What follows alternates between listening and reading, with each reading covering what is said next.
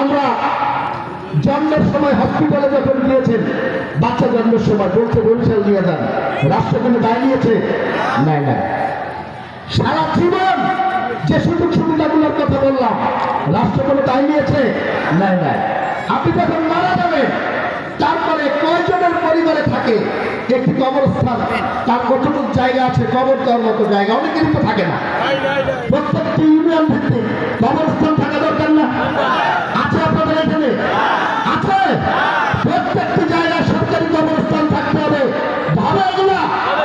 হবে ইনশাল্লাহ। এরপরে আসেন লাস্টের দুটো বড় বড়, আরো ছোট ছোট আছে। আমাদের হিজলার যে রাস্তাঘাট, রাস্তা না কুস্তি করার জায়গা, এটা দেখলে বোঝা যায় না।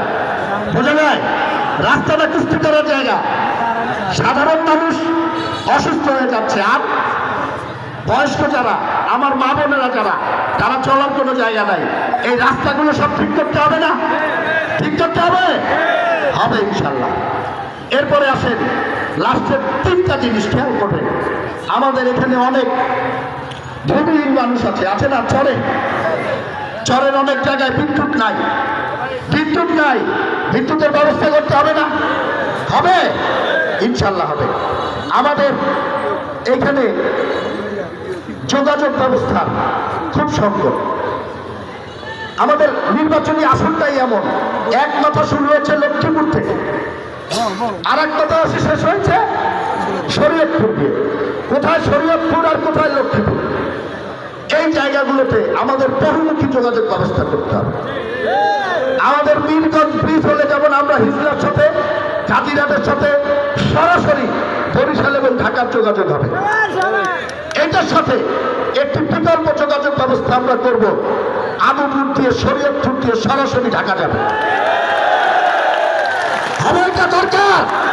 হবে ইনশাল্লাহ হবে, ইনশাল্লাহ হবে। আর শেষ যেটি কথা বলবো, আরো অনেক কথা আছে বলতে পারি, বক্তব্য বেশি বাড়াবো না, আরো অনেক কথা।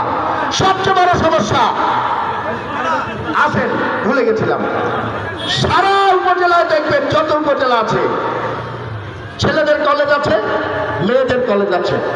আমাদের এখানে মহিলা কলেজ দরকার, একটা মহিলা কলেজ দরকার। হবে ইনশাল্লাহ হবে। আরো অনেক কিছু আছে, লাস্টেরটা বলবো।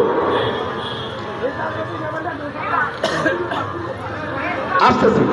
আমাদের এখানে দুলখোলা ইউনিয়নে, হিজলাগড় ইউনিয়নে এমন জায়গা দেখেছি নদীর ওপার প্রাইমারি স্কুল আছে, হাই স্কুল নাই।